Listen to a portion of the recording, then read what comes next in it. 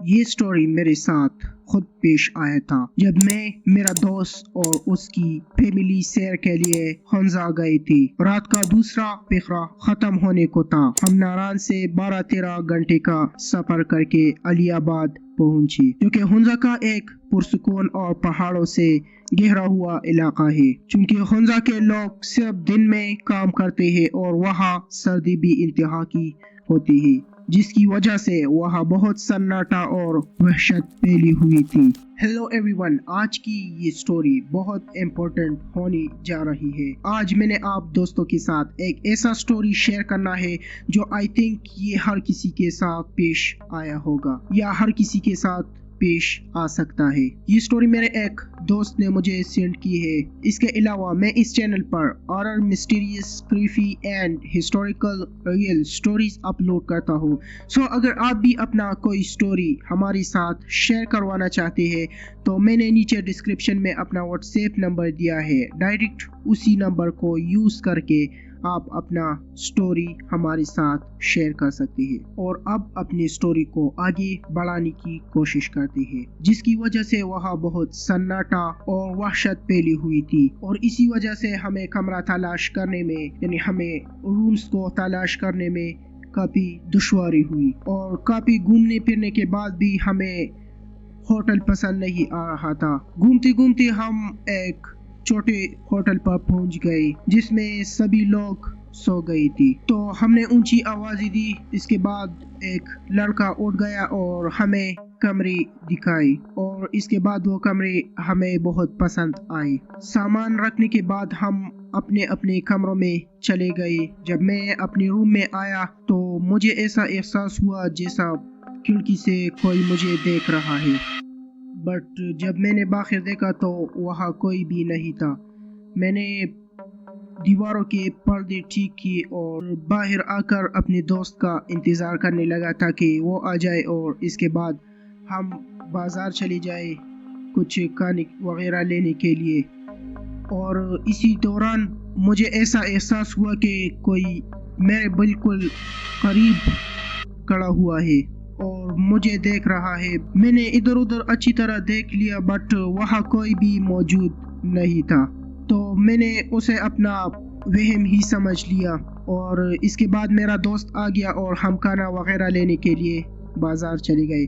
جب ہم نے کھانا لایا اور سب مل کر کھانے لگے، کھانا کھانے کے بعد سب دوست اور میرا دوست اور اس کا جو فیملی تھا وہ اپنے اپنی رومز میں چلے گئے۔ تو میں اپنی روم میں آیا تو میں نے اپنی روم میں کیا دیکھا کہ میں نے جہاں اپنا سامان رکھا تھا وہ وہیں پر نہیں تھا اور مین کے بس اس کا جگہ بدل چکی تھی، کسی نے اس کو تبدیل کیا تھا۔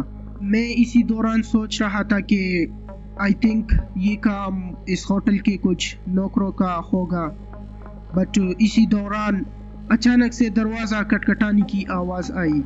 جب میں نے دروازہ کھولا تو باہر کوئی بھی نہیں تھا اور بہت سناٹا پھیل چکا تھا اور اس کے دروازے کے سامنے کوئی جوتا پڑا ہوا تھا۔ ان سب کو میں نے دیکھ کر میں بہت گھبرا گیا۔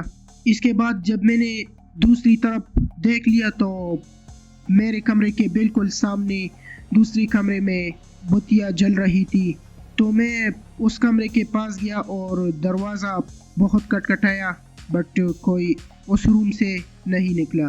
جب میں نے دروازہ کھولا تو اچانک وہ بتیاں بند ہو گئی۔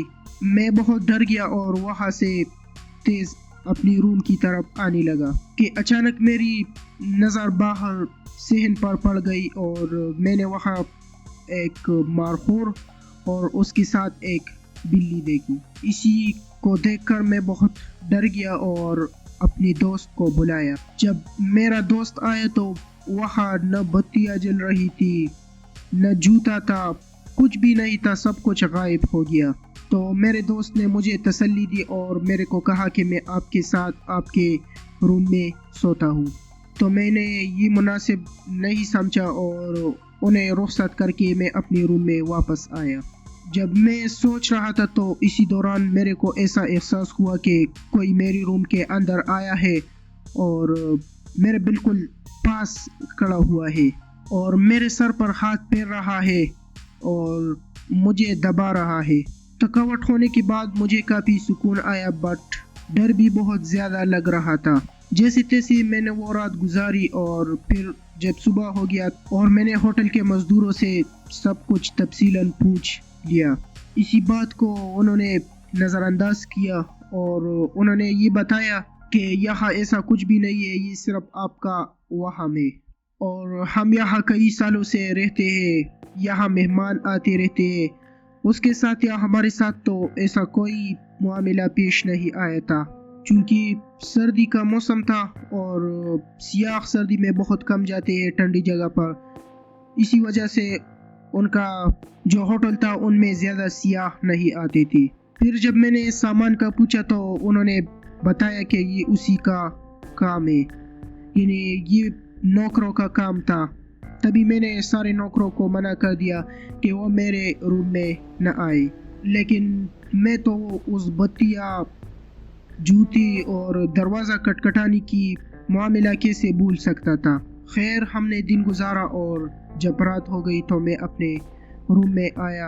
اب میں نے دیکھا تو پھر سے سارا سامان جو تھا وہ اپنی جگہ سے بدل چکا تھا۔